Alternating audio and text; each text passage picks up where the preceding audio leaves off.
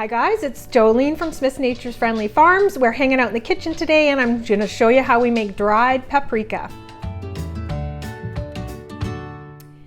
Alright, dried paprika is super simple, and it is so awesome to knock it off the list as something you can grow and not have to stock it or purchase it at a store anymore. That's one of the main reasons why I do this. Super easy to do, and I'm going to show you the full process. Okay, before we get started, let's talk a little bit about the types of peppers that we're putting in today. So first off, I have grown Hungarian paprika peppers. This particular pepper is from Southern Exposure Seed Exchange.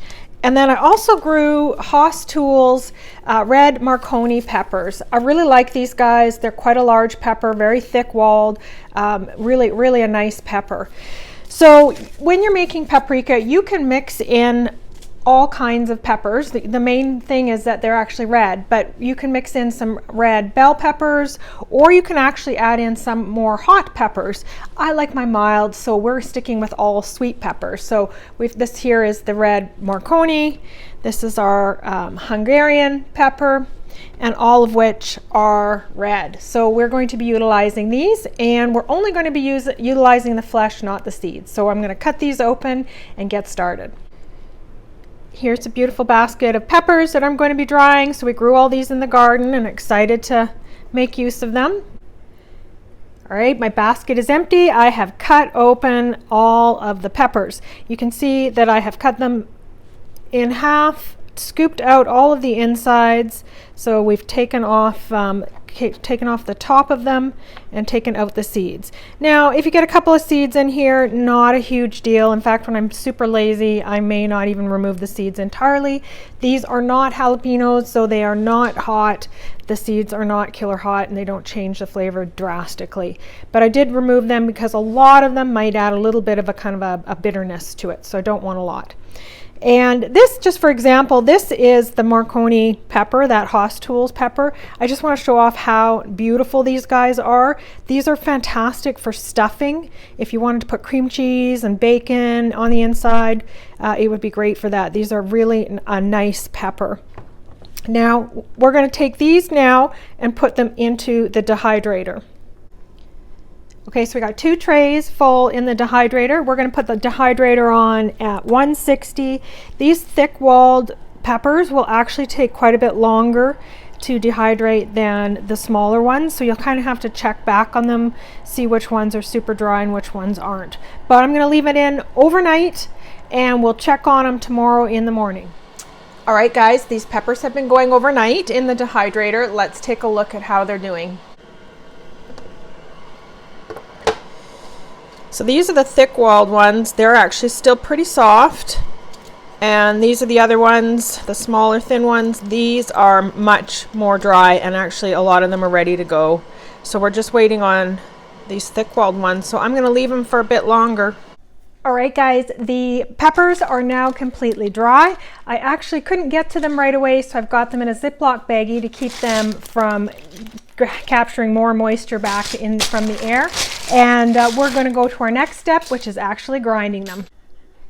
We are going to put it in my KitchenAid coffee bean grinder. If you haven't seen me use this before, I've used this on a few things, but in particular, I use this on cornmeal, which I just recently did a video on that, making your own cornmeal. So we're going to use this again, and this time it's going to be for the paprika.